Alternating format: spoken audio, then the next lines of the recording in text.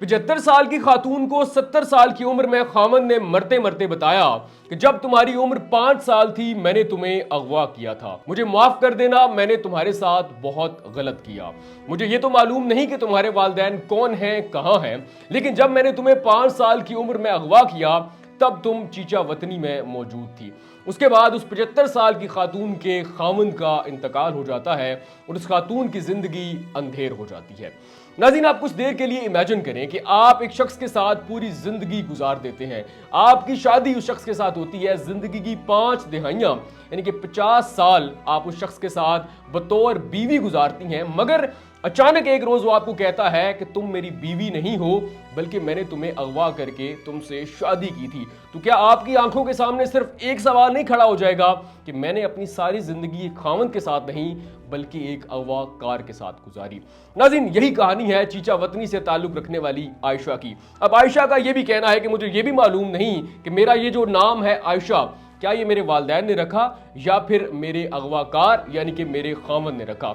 आयशा का ये कहना है कि 5 साल की उम्र में मैं अपनी दोस्त के साथ एक एकेडमी में पढ़ने के लिए जाया करती थी।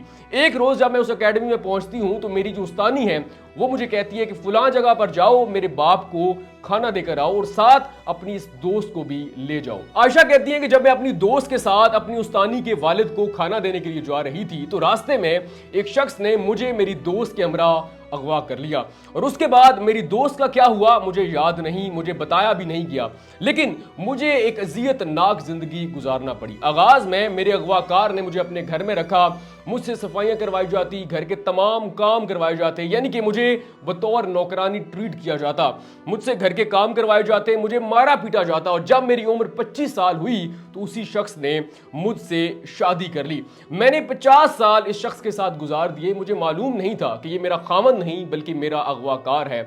और जब मेरे खामन का इंतकाल होने वाला था तो एक रोज उन्होंने मुझे अपने पास बुलाया और कहा कि आयशा, क्या तुम्हें मैं एक राज की बात बताऊं? तो मैंने कहा जी बताएं। तो उसने कहा कि मैं तुम्हारा खामन नहीं बल्कि मैं वही शख्स हूं जिसने तुम्हें 5 साल की उम्र में अगवा किया था। मैंने तुम्हें चीचा वतनी से अगवा किया और उसके बाद तुम्हारी दोस्त भी तुम्हारे साथ थी, लेकिन मैंने उसे सिंध में किसी शख्स को बेच दिया। मैं तुम्हें घर लेकर आया, आगाज में तुमसे काम करवाता, तुमसे सफाइयां करवाता और फिर जब तुम्हारी उम्र 25 साल हुई यानी कि जब तुम जवान हुई तो मैंने तुमसे शादी कर ली। मैंने तुम्हारे साथ बहुत गलत किया है, मुझे माफ कर देना।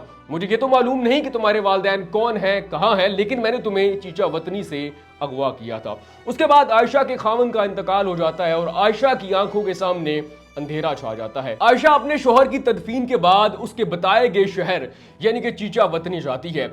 उसके पास सिर्फ एक निशानी होती है कि मेरे वालिदैन कसाब थे, यानी कि शहर के अंदर उनकी गोश्त की दुकान मौजूद थी। इसके अलावा आयशा के पास कुछ भी मालूमात मौजूद नहीं होती कि मेरे वालिदैन कौन है, उनका नाम क्या था, किस जगह रहते हैं, उनकी कास्ट क्या थी।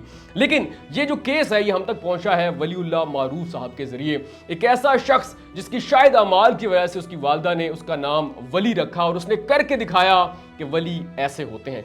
वलीउल्लाह मारूफ ने अब तक पाकिस्तान समेत दुनिया भर से बहुत सारे ऐसे केस सॉल्व किए हैं जिनमें उनके प्यारे 50-60 साल से लापता है, उनका कोई अता पता नहीं है। बहुत सारे लोग अपनी बहनों, बहुत सारे लोग अपनी माओ, बहुत सारे लोग अपने भाइयों को ढूंढ रहे हैं और वसीला बनता है सिर्फ एक शख्स जिसका नाम है वलीउल्लाह मारूफ। वलीउल्लाह मारूफ साहब अपने पेज पर ये पोस्ट शेयर करते हैं, खातून की तस्वीर आती है, तफसीलात आती हैं और अब मुझ समेत बहुत सारे लोग आयशा के घर वालों को ढूंढने की कोशिश कर रहे हैं। आयशा की उम्र इस वक्त 75 साल है। ये उम्मीद तो बहुत कम है कि उनके वालिदैन जिंदा होंगे, मगर शायद उनके बहन भाइयों में कोई जिंदा हो और आखिरी उम्र में अपनी बहन को मिल जाए। आपसे गुजारिश सिर्फ ये है कि आप हमारी कोई और वीडियो शेयर करें या ना करें, इस वीडियो को लाजमी शेयर कीजिएगा और खास तौर पर जो लोग चीचा वतनी से हैं वो इस वीडियो को लाजमी शेयर करें कि शायद आखिरी उम्र में एक बहन को उसके बहन भाई मिल जाएं, शायद उसकी माँ, उसका वालिद आज भी जिंदा हो और उन्हें उम्मीद हो कि हमारी बेटी एक रोज वापस आएगी।